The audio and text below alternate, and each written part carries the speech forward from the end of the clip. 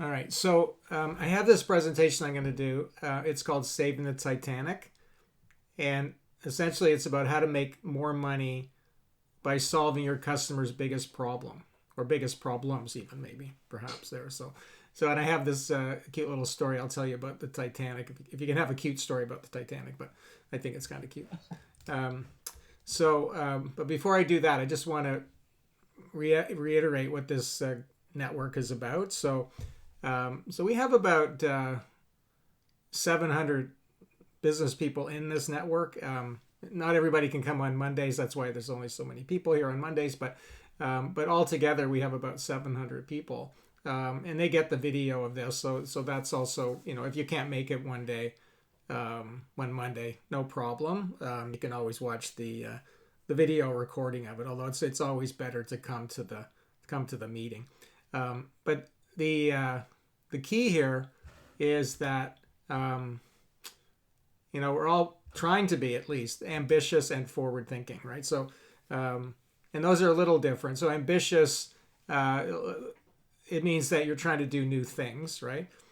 Forward thinking is you're also thinking about what's the next thing as far as what the future looks like and how it might be different than the way it is now. And so some people are ambitious, but they're not really thinking about the future, and then their ambitions can get thwarted because they're not planning for what could be different in the future. So this is the key thing. And then we're also entrepreneurs. Like that's word is thrown around a lot, but it's in the sense that we're trying to create new things. Like the entrepreneurs are people who are always creating new things, and they're more about being the entrepreneur creating new things as opposed to just being in a particular business and managing that business.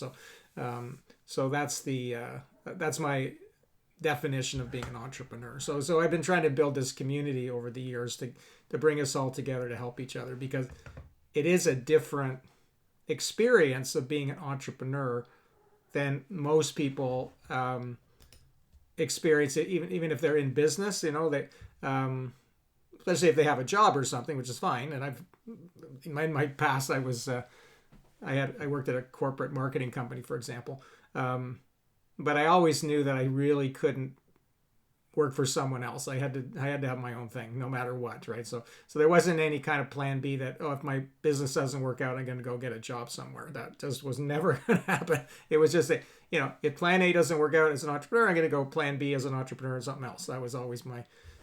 Finally, I realized that. So this is sort of the type of people that we're all building a community around, which I think is exciting. So the topics that we cover in this network, the first one is big ideas. So that's the name of my company, Big Idea Company, and that's very deliberate because that's what I have a passion for, is to say, as we go out into the marketplace, we want to have a big idea. We want to have something new, better, and different that takes everything to a much higher level that people can only get from you. And I was playing tennis with this fellow on the weekend, and he's in executive search, and I'm not trying to get him to be a client of mine or anything, but and I'm not going to tell you who it was, but I looked at his website, and I go, he's just basically like thousands of other people who do executive search, the way he's presenting himself, and it's basically a commodity, and it's kind of unnecessary because he could figure out a big idea that say, this is what's unique about my business, and put that out there. He just hasn't done it. And I think that's, he's been okay successful, but he hasn't been super successful, not as much as he could have been. And I think what was missing is a big idea there. So I don't know. I don't usually try to get my tennis buddies to be clients, but it looks like you kind of would need it. The second thing is, of course, we're talking about sales and marketing. Okay. So sales and marketing, which is essentially to say, how do we get more clients and how do we make bigger sales from that? The marketing part of a business is usually the last part that people figure out. We usually figure out first, of course, what we do and get good at that, whatever it is. We get good at it and we get some business clients from it, but we don't ever typically have a marketing system. And that's the thing that we're working on here, is to build a marketing system that brings in customers and prospects on a regular basis as a system, not just as sort of something you do once in a while or something when you need to. So typically what I've seen, especially with entrepreneurial companies, is that the marketing part is kind of the last division of the company that actually gets built, if it ever gets built at all. Okay, so that's what we're trying to do here for sure, is build that system. Packaging communications. This is also an area where people don't work on enough. So they have a really good product or service, and they have great client relationships, and everything as far as that goes is great. If you get a customer, no problem. But the packaging and the communication of the business stops them from getting more clients, because the way they're communicating doesn't do justice to who they are, right?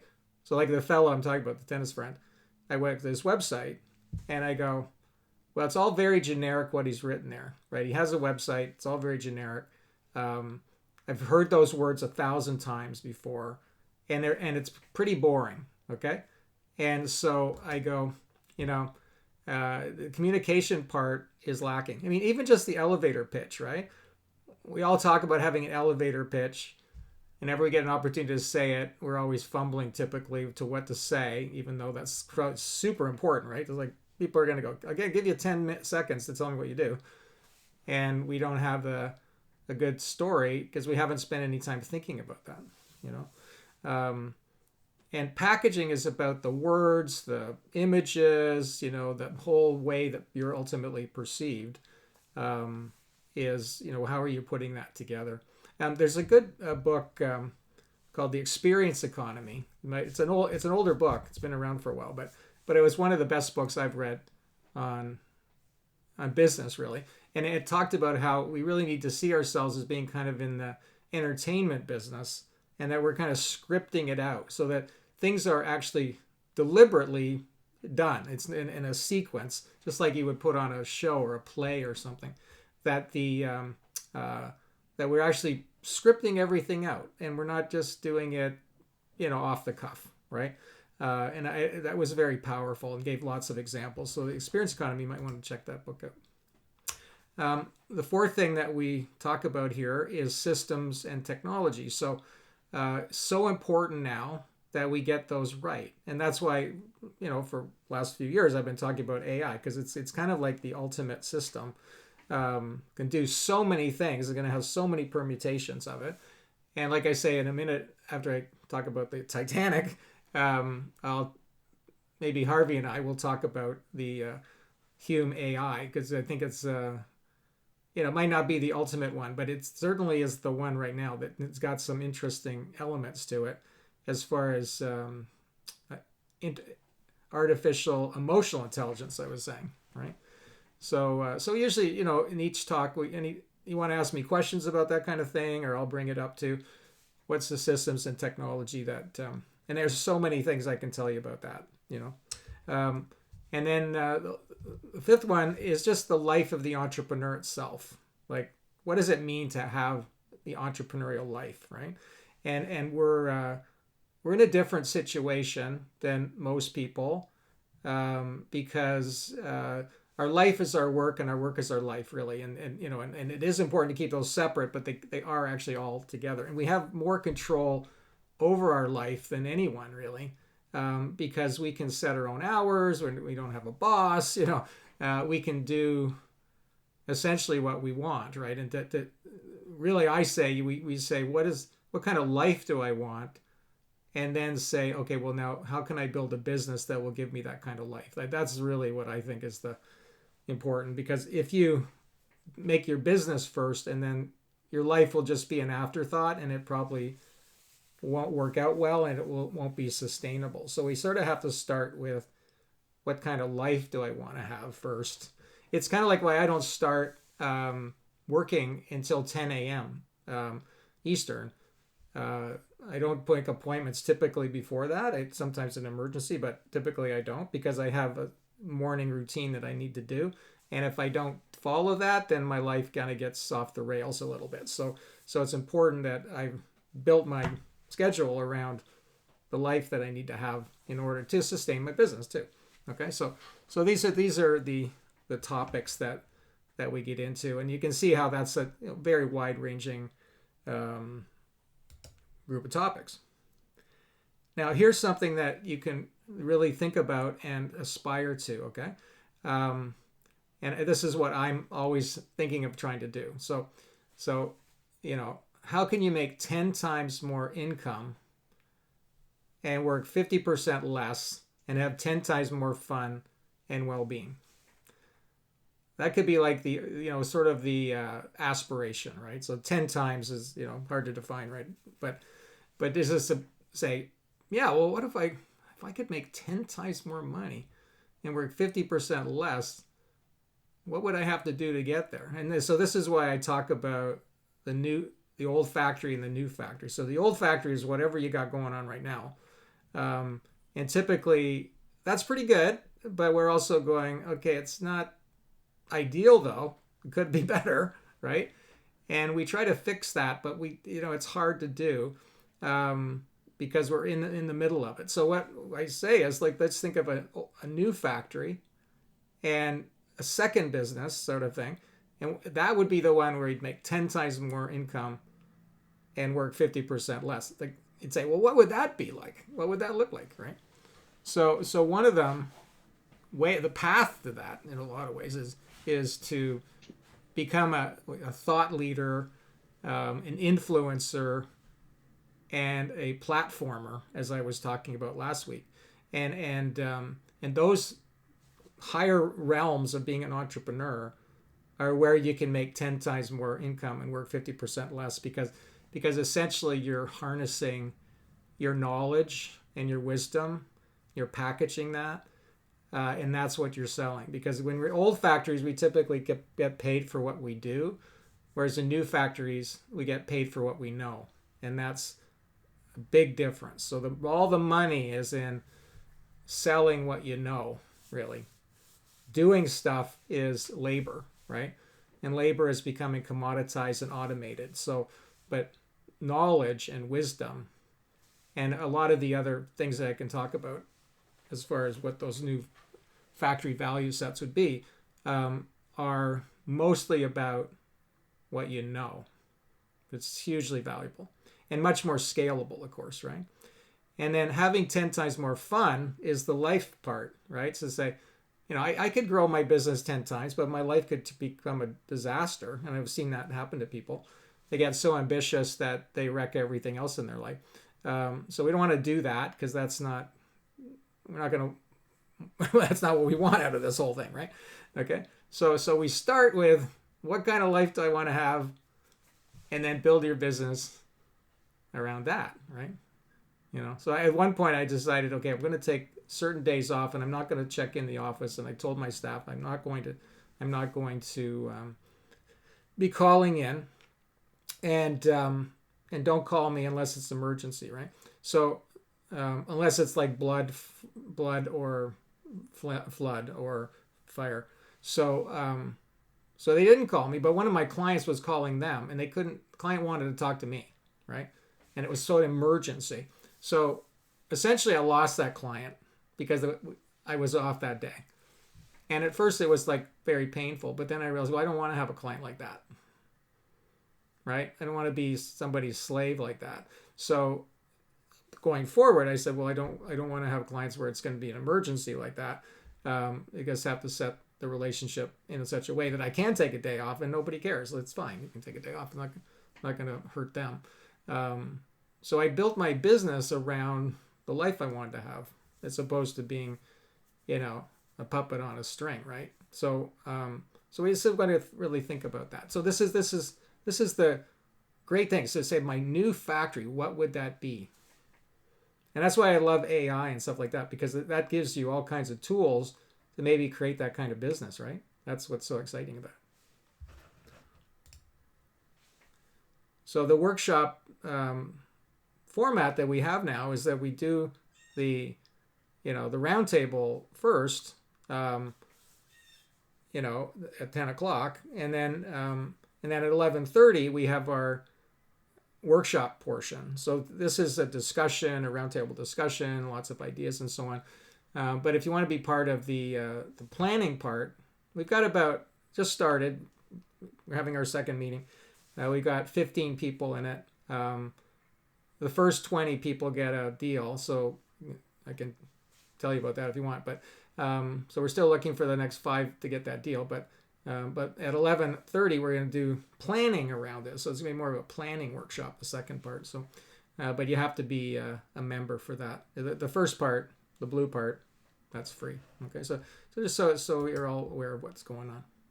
Okay, so now I want to talk about saving the Titanic and how to make money by solving your customer's biggest problem. So one of the things I say about entrepreneurs is that we're problem solvers. And the cool thing about that is that there's always going to be lots of problems. So if you think of AI, you know, there's all this new stuff. And already there's all kinds of AI related problems. And then the entrepreneur comes in and says, well, I can solve that problem. You know, and that's, you know, and there's money to be made by solving the problem that was created by something new. So it's essentially an ongoing renewable resource problems. Now, we're not taught typically to solve problems. Mostly we're taught to just complain about problems or just to try to ignore them. A lot of ignoring, actually. But also to complain about them. And that's not an entrepreneur. An entrepreneur doesn't sit around ignoring problems, and they don't sit around complaining about them. They think about, well, how could I solve it? Because if you can solve a problem for somebody, they could pay you a lot of money. And a lot of times the problem is something that they don't even know they have, that you've identified. And you'd say, you know, the reason why you're having these issues, for example, or not getting the results you want, is because you actually have this problem that you're not dealing with, that you didn't even know you had, actually, right? So if we can get good at that, we can have endless success and make a lot of money because we're problem solvers, okay? And so let me tell you about the Titanic, okay? So imagine that, you know, it's over 100 years ago, and you go to the captain of the Titanic, and you say, hey, you need some lifeboats for that ship of yours before you sail. And he says, well, why do I need that? He says, well, because you might run into trouble and the boat might sink, right? And you need lifeboats. So you know very well that a ship like that needs lifeboats because it could sink, right? But what does the captain say? The captain says, well, I don't need lifeboats because my ship will never sink, right? And so this is what we're up against in the marketplace is a lot of people think they're unsinkable, right? And part of the project of this is to say, I know they have this problem, they're not dealing with it, and I need to get good at explaining to them why in order to get them to take action to solve that problem. So, but the first step is to understand that they have this problem. Now, what I would say too is that the lifeboat guy can take it further, all right? So that's why I made this picture, because you can say, well, let's say it is their problem. They don't have enough lifeboats, right? Okay. The boat could sink. Well, the bigger problem really is that they think their boat can't sink, right? That's the one. But that therefore they won't be looking out for danger like the icebergs, right? So we need to figure out how we can help them solve the real problem, which is they might hit an iceberg out in the Atlantic. It's like right around now, right? It was like April 10th, I think. If I don't recall, like, you know, cold out there in the Atlantic right now. So lots of icebergs floating around. So it'd be like, how can we make sure that they're, because if they had been on the ball and said, yeah, we better watch out for icebergs, they wouldn't have hit it and the Titanic wouldn't have sunk, right? So that's ultimately where you start going deeper and deeper into it. Say, well, what is really the deepest problem that they have, and how could I solve them. Because actually the solving of it is never really the hardest part. It's identifying the problem and then, communicating them, getting them to understand the problem. That's the key. But if you come up with a unique problem, then you really own the marketplace for that problem, because you're the one that kind of created the category for that, right? So we're all got clients who are like the Titanic; they all could sink. Okay, so here's a few things that to bear in mind when it comes to this idea of being a problem solver. So one is that you do know your customers' problems better than them in a lot of cases. Okay, now it's certainly always good to talk to them and say, what are your problems, and so on. But that's sort of like gets you halfway there, right? Because there's certain problems they know they have, and maybe they want to solve, maybe they haven't, maybe they have or haven't, but they can tell you those ones. But then you actually have insight here, because they're in their own little world. So let's say you work with dentists or something, like dentists, okay? So they're running a dental practice, and they're in that dental practice, and they're like lost in there, okay? But you have worked with hundreds of dentists and then lots of other industries, for example, and you can see a pattern, a problem they all have that none of them can see, because you've dealt with 100, and then even other industries that kind of inform this. And you can say, well, actually, your problem is this, that I think that you really need to deal with here. And that's an insight that they're never going to have, you see. So if you can really get into thinking about the customer that way, and that you realize, oh, actually, I have a lot of expertise here because I work with so many of them, that you can bring a new problem to their attention, then you're a very valuable person to them, okay? Very, very valuable to them. And like I say, most people don't even see that as their job. That when entrepreneur, which I don't really call them, I'm more a salesperson, is they have something they're selling. The problem that the salesperson feels they have is that the customer's not buying enough of their product, basically. So it's really the salesperson's problem. I'm not selling enough product. But if you were to really just forget about yourself for a minute and say, what is the problem they have? So you can have your old factory. I said, I got my widget, I'm trying to sell it to them. Yeah, my problem is I haven't bought enough of them, fine. But you're really going to sell more of those widgets if you start with, okay, there's a new problem I'm going to tell you about that I could help you solve. And you become a very useful person here. So how do you identify the problem? It basically, one of the keys here is that it's a problem that they have that no one's trying to help them solve. And this is most problems, because most people don't care to help other people solve their problems. And two, they're not thinking beyond the obvious things, right? So if you look around, you go, look, there's a problem nobody's helping people solve. And the problem, and I'll talk more about this in a minute, but the problem that I started seeing was that people didn't have a big idea. So they were like the tennis fellow. He's got a very generic website. It's all about him and his product. And the general problem I identified was the product first trap. Like, that's the problem, that people are very building their business around their product. They're trying to sell that product, and it's a commodity. And and then I ultimately called that old factory thinking. So old factory thinking became the big problem that I named. So that's what I teach people about, is that say we all have that problem, old factory thinking, and we want to get out of it, right? And nobody's helping people solve that problem. The one way to think of it is that you're standing at a fork in the road, and all your prospects are coming along, and they're all going down the wrong road as far as you're concerned. They're going down the wrong road, and it's the wrong road because at a certain point they're going to fall off a cliff. Because you've been down there, you've seen it. You've seen lots of people fall off the cliff. So you're going to say, stop. Hop for a minute. Don't go down there. There's a cliff. You got to explain the problem, right? And then a few of them will stop and listen to you. And you go, yeah, oh, really? There's a cliff there? Yeah. And I said, and by the way, there's a lot of people trying to help them.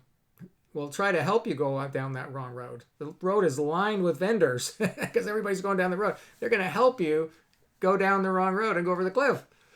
Oh, okay. So you're working against that, but still stop. And then you say, by the way, there's another road. It's the right road. And at the top of it is Happy Land. And if you want, I can just show you a little bit, like walk you up a little bit and show you Happy Land there. And then you can make your choice. Do you want to go down the wrong road or you want to go up the Happy Land? And at that point, you've given your best shot. And if they get it, they'll go up Happy Land with you. Okay? So we're all in the position of being helped. We are in the position and capable of helping people in that way. Right? Nobody's teaching anybody like this. They're not. The education system does not teach people how to solve other people's problems. They're just teaching you stuff, which is fine. I mean, I felt like I got a fairly decent education, but I never was taught to solve other people's problems. Like it wasn't like something that was, maybe I solved my own problem, right? But imagine if tomorrow morning, everyone got up and tried to help other people solve their problems. Everybody. Like what do you think would happen to the economy? It would just go crazy, right?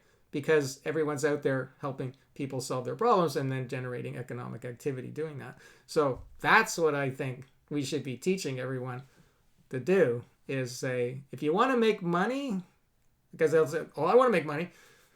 Stop trying to solve your own problem. Solve somebody else's problem. You're going to make lots of money.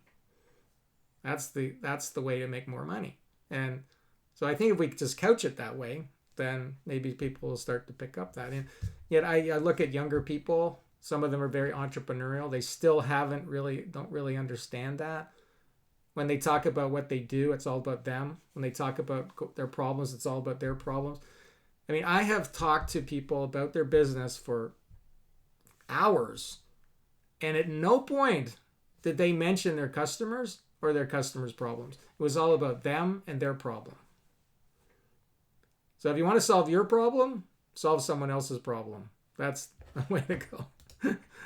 It almost, as I was saying it sounds so obvious, right? But we have sort of a narcissistic culture that hasn't been taught that.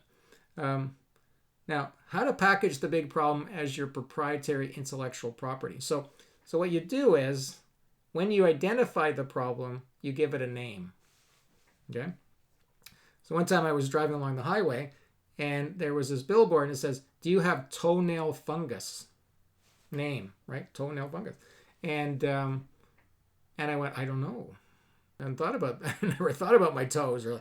And so I got home, I looked at my toes. Do I have toenail fungus? So I'm worried now about something that I wasn't before, right?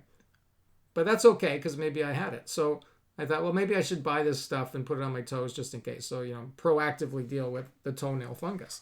So they diagnosed the problem. They gave it a name. They put that name in my head, and then I was motivated to deal with it, right? So one time I gave a talk at Johnson & Johnson, the pharmaceutical company, and there were like 300 people there. And I was using these principles, and I got up there and I said, you know what? I don't know your company because I don't work with you or anything, but pharmaceutical companies, consumer product companies, they often fall into what I call the product first trap, where they're so enamored with their product that they think everyone else should just love it, and they don't innovate because they're caught up in their product and they've lost contact with what the customer really needs. Well, upon saying that, the product first trap, the CEO of the company stood up and said, I have been trying to communicate this for years, but we never had a name for it. You gave us a name for it. And that's incredibly valuable. And they paid me $10,000 to give that speech. And he said, just that alone is worth $10,000 to it. And then they actually hired me as a consultant to help them address that problem, even though I had never had any experience with pharmaceutical companies or anything. But I was able to help them because I helped them diagnose a problem that they were now clear on that they needed to deal with, right? So give the problem a name. And then you own that name. So old factory thinker, right? Old factory thinking. I own that term, right? It's not like someone else can go running around saying they talk about that problem, right? Now, how to use the big problem to supercharge your sales and marketing. So let's say just your website, right? Okay. So somebody comes on your website, maybe there's some words at the top or a video or something, and it says, are you caught in the iceberg trap or something? Okay, I'll just make it up. So the iceberg trap. Well, I'm going, I don't know. What's the iceberg trap? And so I got to know. So then I'm going to investigate. I'm going to watch the video. And then I go, oh my God, I am in the iceberg trap. That's going to make me motivated. Now I need to deal with that problem. And what are you going to do? Well, we have the iceberg bubble wrap program. We're going to bubble wrap the icebergs around you so you won't hit them and sink, right? Oh, wow, okay. So now you've got me motivated now, right? Because I've got a problem now you've really helped me deal with. One time I went to a trade show and I had written my book, The Problem with Penguins. So all I had in my booth was a banner, like a banner thing, and it had a picture of a penguin. It said, do you have the problem with penguins? So people came out to me and said, what's the problem with penguins? And I said, well, it's when you don't differentiate yourself from everybody else and you look the same as everyone else, just like a penguin. And that's what we do. We help you come up with a big idea so you're no longer a penguin. And they go, oh, yeah, no, I think I'm a penguin, right? So it was kind of funny as well. And, I had my little penguin guy here. I could throw that around.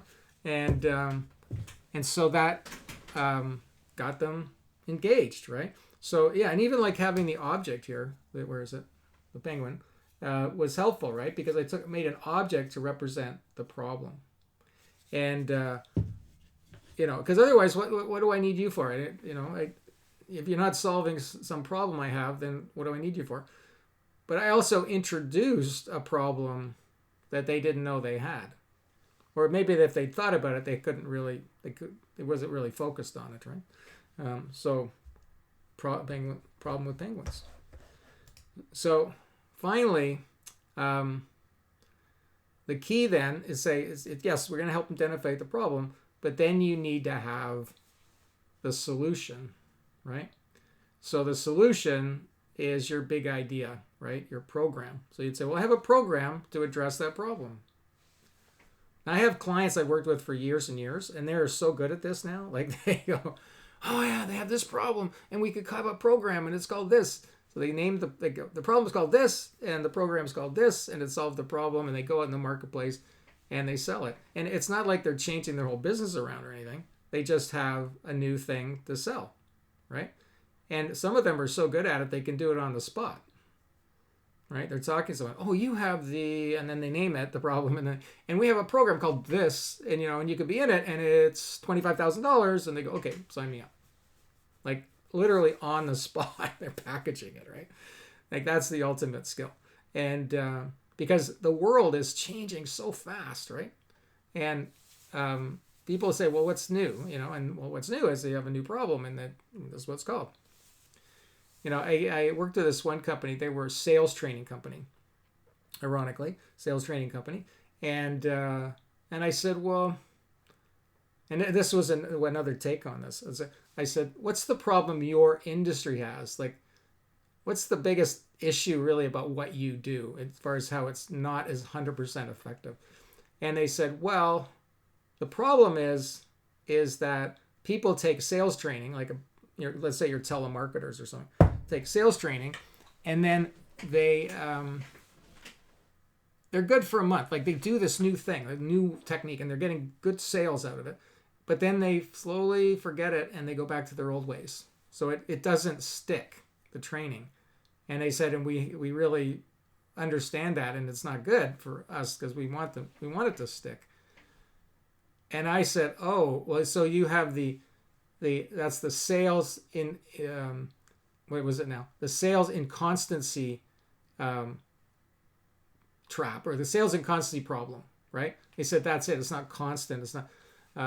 So I said, okay, let's name that. That's the problem. And then I said, what's the solution? He said, well, we could have a training program that was ongoing, kind of reinforcing over time to keep it more constant. And I said, well, so then you have the sales constancy program. right? And so inconstancy, constancy. And they went, that's good. So then they went to this trade show and they gave a speech and they said, the problem with most sales training is that it wears off, and that we call that the sales inconstancy trap or problem. I can't remember. And so we've got a solution to that to help you keep it constant. Well, they took the prize for the most clients that they got from that show, because they were willing to not only think about their customers' problem, but admit that what they were offering didn't, at least in an old factory way, didn't solve that problem.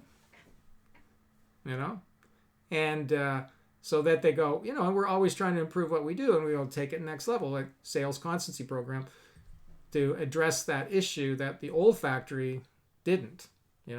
So this requires a fair bit of honesty and self-reflection too, to say, well, maybe everything we're doing doesn't completely solve. Are we taking people down the wrong road? Are we taking down the right road and then they fall off the hill and end up over the cliff anyway? Where are we letting down our customer? And that's okay. Like, that's the best honesty ever, to say, what, we feel we've done a lot to get people halfway up the mountain, but they want to get to the top. And so we've created a new factory to help people get to the top. We don't want people to get stuck at the halfway up trap or something, right? Because if you get halfway up, eventually you just come back down.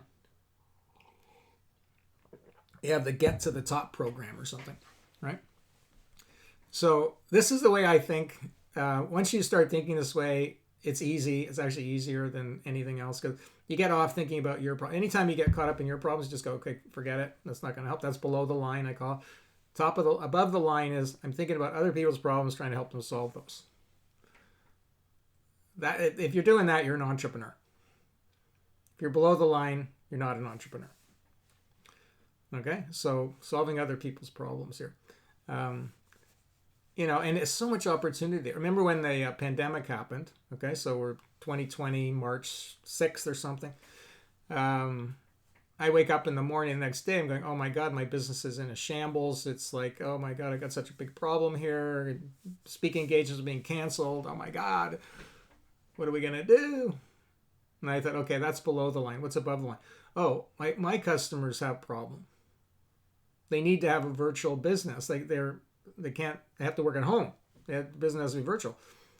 So I got up and I created a program, a workshop, like a webinar first anyway. It's called the Virtual Business Builder Workshop. And it's how to build a virtual business. And I emailed that out. And 480 people came to the workshop. It was insane. And then I said, I have a program to help you set up your virtual business. So we got like dozens and dozens and dozens of clients from that.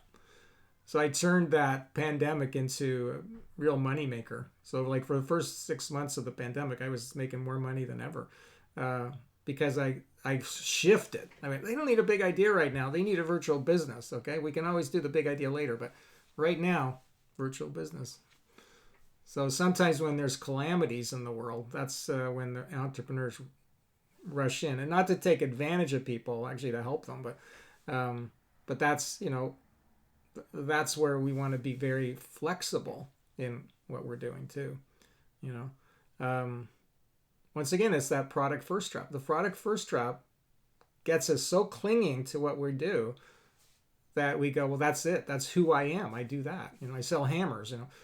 But then something happens and everybody needs ham sandwiches, right? And you go, yeah, but I don't make my money. I money selling ham sandwiches. I make my money selling hammers. I go, yeah, but that's not what people read right now. They need ham sandwiches. So, or some other kind of sandwich, maybe egg sandwiches, egg salad sandwiches, whatever it would be, right? So, so that is being an entrepreneur, solving other people's problems. Okay, so hopefully that's helpful to people. Like I said, this idea of the problems can really take you a long way. Okay, so when I thought product first trap, that was something I had for quite a long time. Then I expanded the idea to the old factory thinking. That was the name I gave it. I wrote a book called The New Factory Thinker. It talks about old factory thinking and how to solve that problem. That book I've given hundreds of speeches about. Always talk about the olfactory thinking. Many workshops I've done and everything. So once you have that problem identified in the solution, you can turn it into all kinds of intellectual property and really put yourself out there in the world as, like I say, a thought leader, a influencer, and ultimately a platformer, which are the higher realms of being an entrepreneur. So I'm encouraging you to start thinking about what is your customer's biggest problem, the one that no one's helping them with. So that'll be the discussion that we can have now around all of this. Okay, so let me just stop the recording there for this one.